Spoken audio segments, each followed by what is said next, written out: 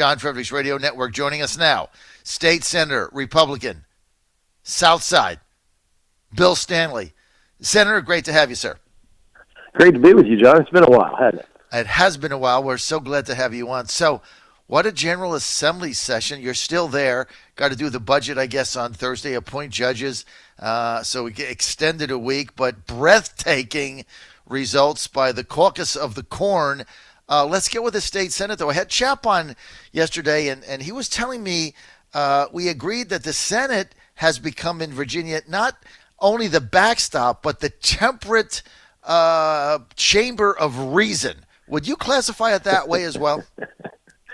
Well, if you're comparing it to the House, I guess you could. Yes. But it seemed like to me that the Senate was overwhelmed by the tidal wave of liberalism from the House, and they did the best they could to manage some of it. They got rid of some of the really bad ones, but there's a lot still out there that made it through with the Senate. I think everybody there was kind of paying their political debts and knowing that, they only maybe had this for 2 years where the governor was a Democrat, House Democrat, Senate Democrat, so it's kind of like a jewelry store smash and grab where they smashed the top of the jewelry store case, grabbed as much jewels as they could before the alarm went off and the lights went on. So that's and then ran. Here. Yeah, well, right. Look, but Look, Senator, it could have been a lot. It could have been a lot worse. That's what Morrissey said yesterday. He said, all in all, with the makeup of the caucus of the corn in the House, he said as a moderate Democrat, it could have been a lot worse. He said that we stopped some really, really dumb stuff.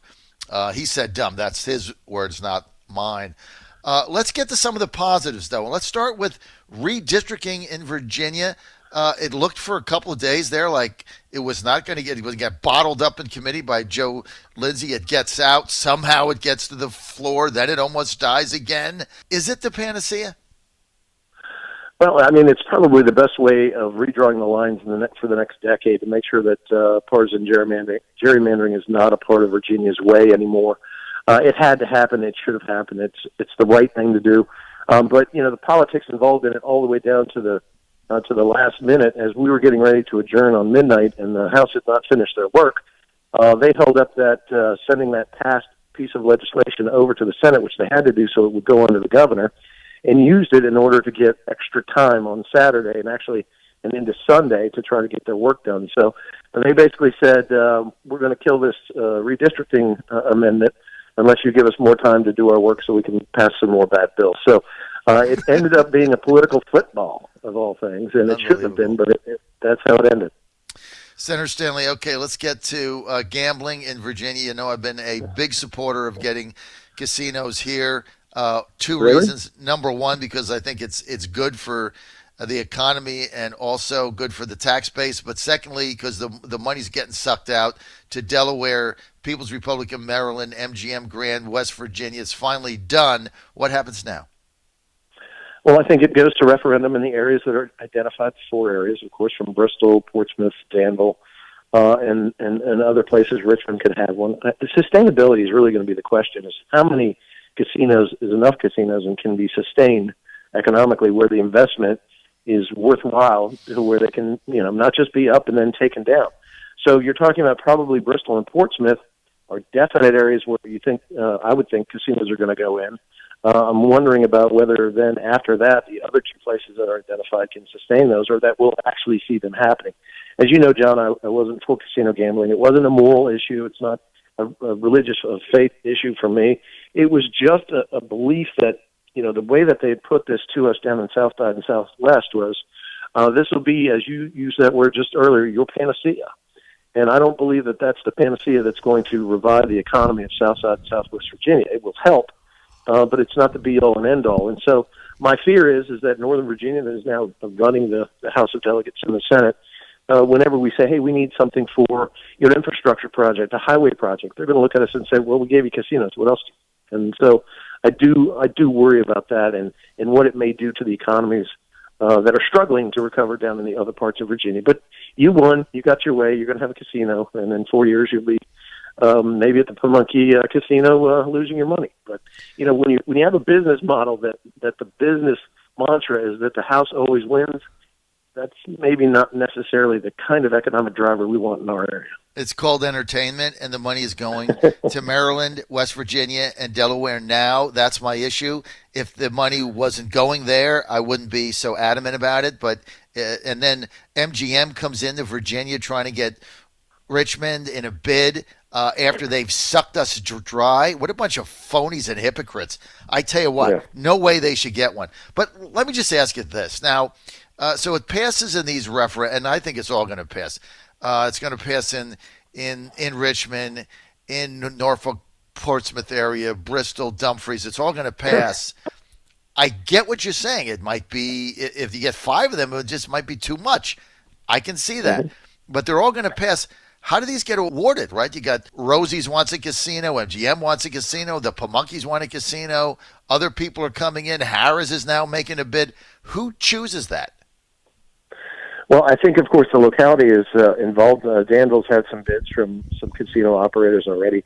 But the legislation itself allows for no-bid contracts. So, it could be something that the state or the locality makes a deal with a certain operator, and that's the way it is. And then there's no healthy competition, and there's no variety of which the locality to pick for. So, it could be just, where they open the gate and one comes in, and there's not really a process in place to make sure that Virginia's getting the best, dealt the best hand, so to speak, in terms of what operator comes in. Well, wait a minute.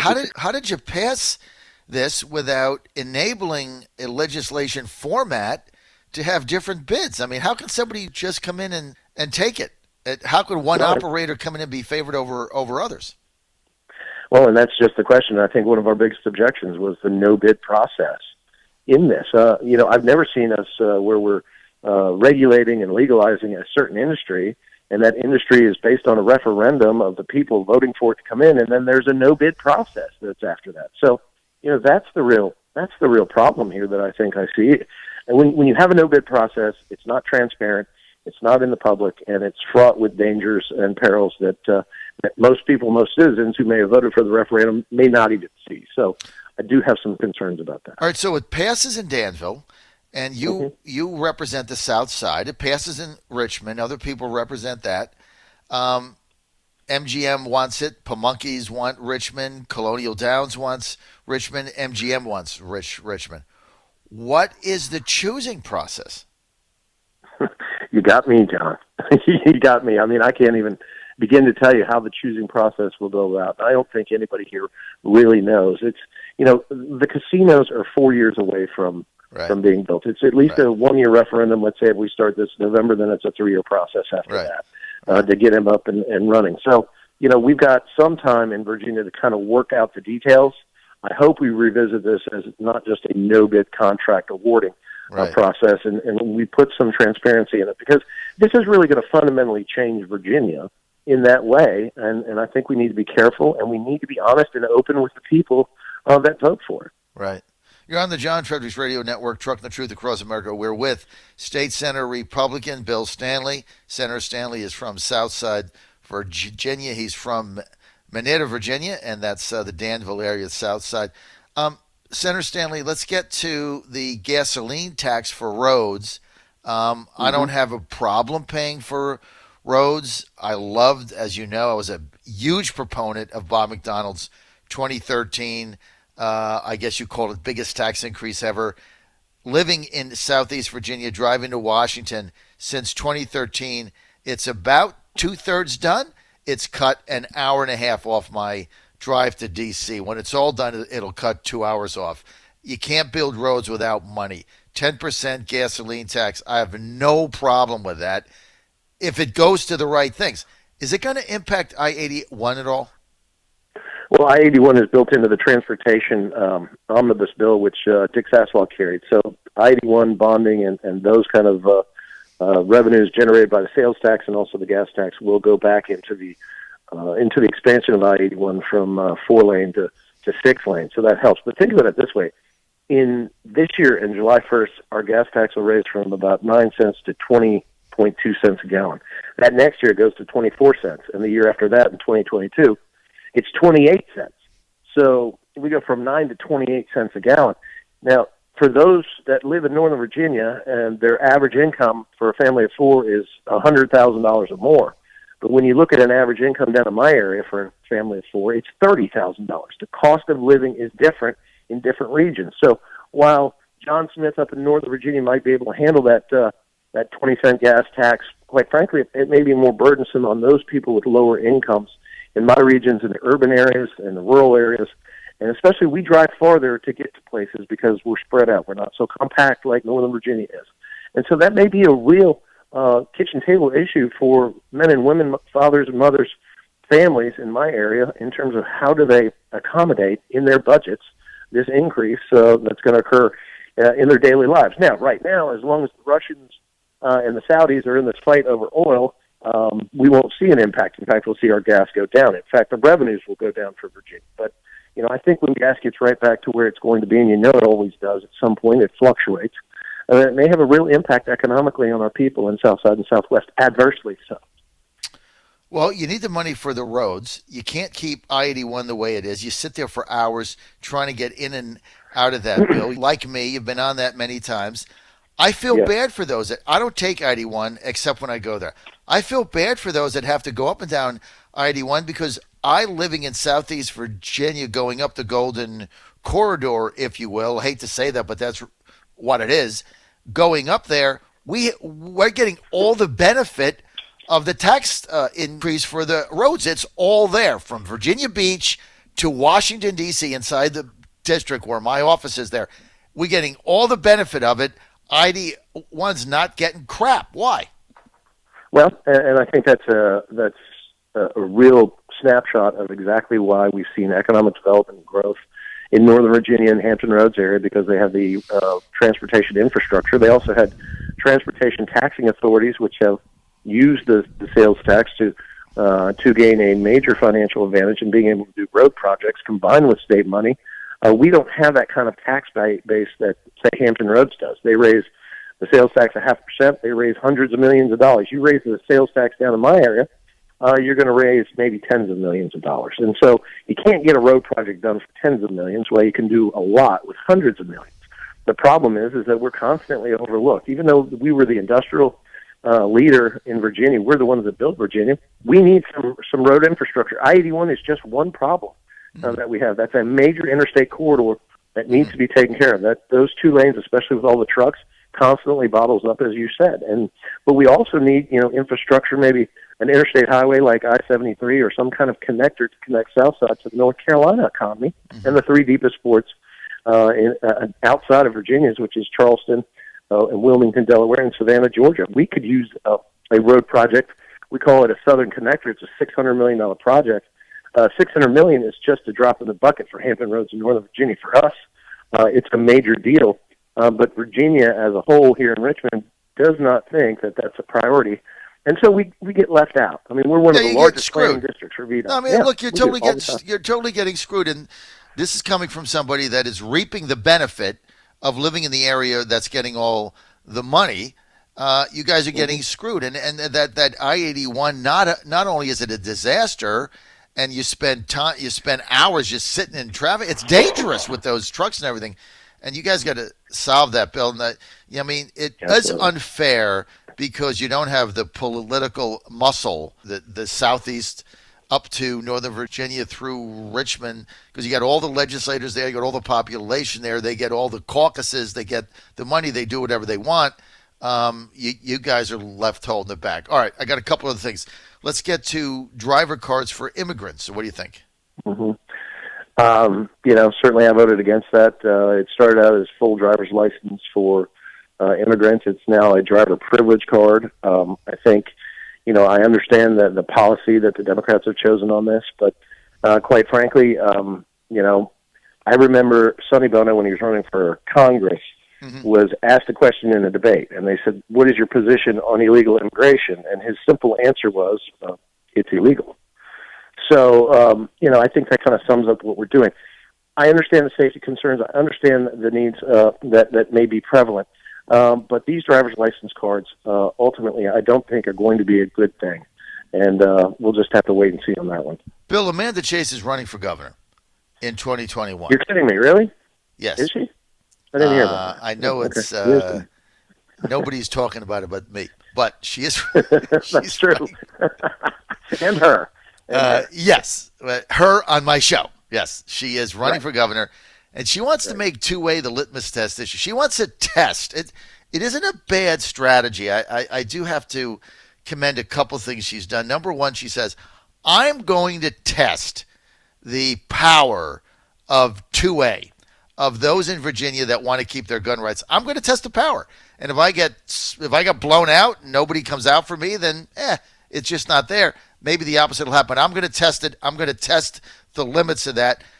I thought that was a pretty smart move on her part. The other thing she said, very interesting, is if the nomination for 2021 GOP governor is a convention, I will run as an independent.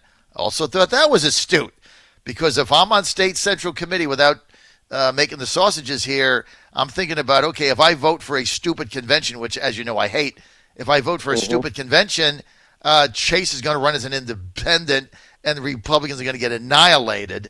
So I think it's a threat, and it's a good one. Bill Stanley, 21, what's your future? We going to see a candidacy for governor? Well, I mean, first, you put so many topics up there. I think, look, I've been in State Central. I was a local unit chairman. I was a congressional district chairman for 4 years before I ever became senator. I know they're in the works with the party, what is the party. And those two methods of nomination being a convention or a primary. It would seem to me that the wisdom would be that she would do a lot better in a convention. Because if you're going to test the 2A strength, then the best way to get those people up here, like we saw the 20,000 people come and surround our Capitol and demand of that government not to take their constitutional rights away. And quite frankly, that's the kind of people I would think you would be motivated to get into a convention, become delegates at the local level, go to the convention and vote for you. I think in a primary, she'll have a much harder time, and that's why in getting the nomination, and that's why it seems like I'm going to run as an independent is a spoiler thing, which seems to be, I'm going to make sure if I can't have it, then the Republican or any conservative can't win, and the Democrats have 4 more years in the governor's mansion. So, I don't really buy into her strategy, and it's a concern. Now, when it comes to me, I'm going to make these decisions, I think, probably this summer and fall. I don't think any Republican running for a state-level position should make a decision until you see what happens at the national level with this election with Trump. Because Trump gets reelected, which I hope, beyond hope that he does, I don't think Northern Virginia will vote for a Republican for anything.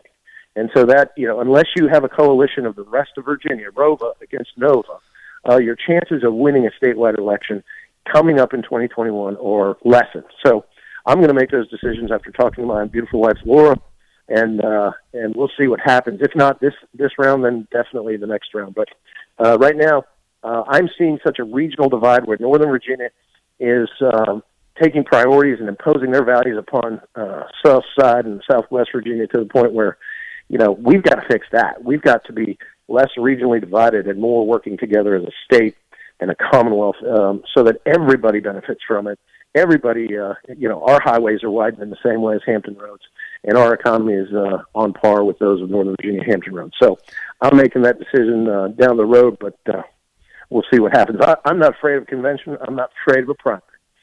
It seems like Amanda Chase is afraid of either one, but I think she's looking at this the wrong way. I think a convention does her better than a primary.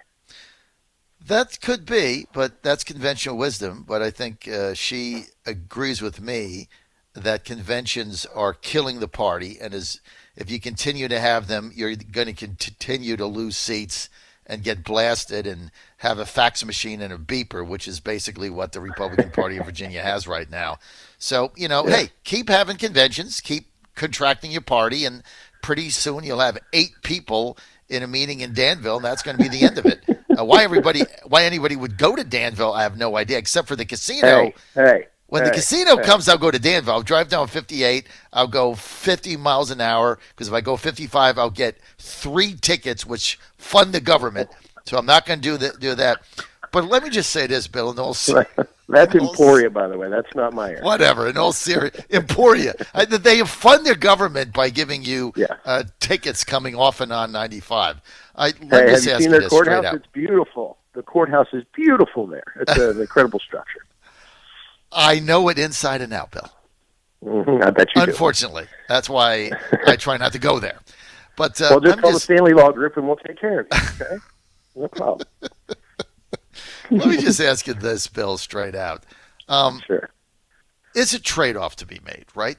We both know, we're adults, Trump is going to win again. And when he does, Yes. there is zero chance of a Republican winning the state house in Virginia in 2021 because you're going to lose those 3 Northern Virginia cities by 200,000 votes. I mean, it is going to be, I don't care who, Jesus Christ could be on the ticket and have an R by his name, and he will get beat by whoever the Democrat is if Trump wins. So isn't that just reality? Well, and wait, he'd also be called a sexist and misogynist because that's what called they a sexist. Let's just get that straight. Oh my goodness! It's the trade-off that I think we have to make, Bill. That's true. That's true.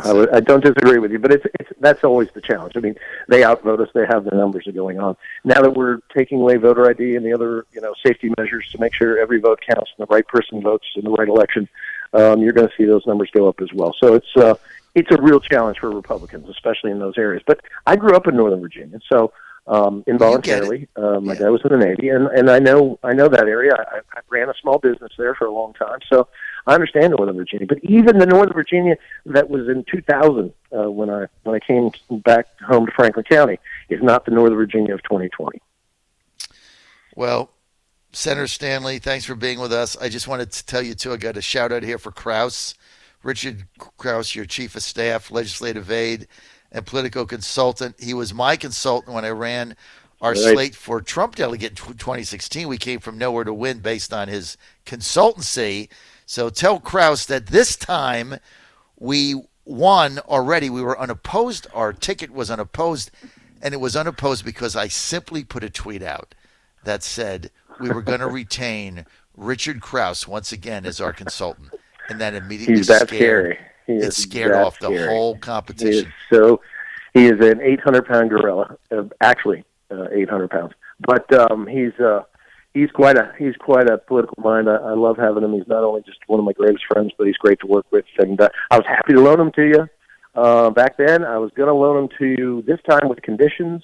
It's good to see I don't have to do that. What were the conditions? I would think of something I hadn't. I know you'd have to think something. All right. Anyway, he's scared. Just the specter of him being our consultant scared off all competition. That which is Krause, indeed. And tell him I do have a message for Krause. Go Astros. Hashtag perfect World Series. Bill Stanley, we're out of time. Just like Trump's perfect phone call. No trash cans allowed in the dugouts, right? John Fredericks Radio Network. Wow. Love you, John.